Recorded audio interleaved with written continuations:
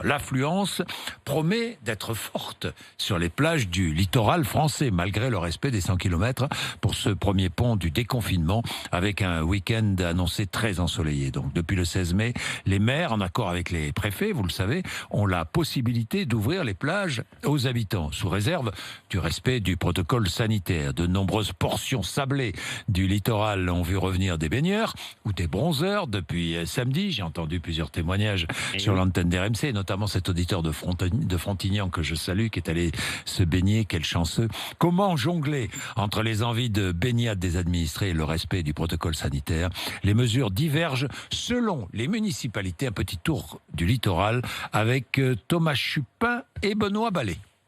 Et l'un des maires inquiets à la veille de ce long week-end, c'est celui des Sables-d'Olonne en Vendée. Yannick Moreau a bien constaté ces derniers jours que les règles étaient compliquées à faire respecter. La proximité du bord de mer fait parfois baisser la garde. Les sens de circulation piétonne, les horaires, le port du masque, tout ça, c'est pas forcément des contraintes qu'on a envie de vivre quand on vient sur son lieu de vacances. Un maire qui, à contre-cœur, va devoir fermer ses plages ce week-end. Fermeture à certains horaires parce que la marée va réduire l'espace avec un risque de promiscuité qu'il ne veut pas prendre. Ça va être un test. 2h30 avant la marée haute, à l'appel d'un signal sonore, et nous demanderons au public et aux plagistes de quitter la plage. Donc, on n'a jamais fait ça, c'est une première pour nous. Alors de nombreuses mairies n'iront pas si loin. Par contre, l'heure est à la sévérité pour le maire de Saint-Malo, Claude Renoux. On a fait de la pédagogie pendant le dernier week-end, samedi-dimanche. Il y a quand même un petit pourcentage de gens qui n'ont pas respecté le jeu, et là je veux pas laisser passer ça parce que petit à petit les gens oublient qu'on sort d'une crise, et donc je vais passer là à la vitesse, vous appelez la vitesse supérieure, en verbalisant. Et ce sera le cas dans de nombreuses communes où on renforce les effectifs. 2 4x4 patrouilleront par exemple à Palavas-les-Flots sur la Méditerranée, des brigades équestres à la Cano en Gironde, où le maire Laurent Perrondet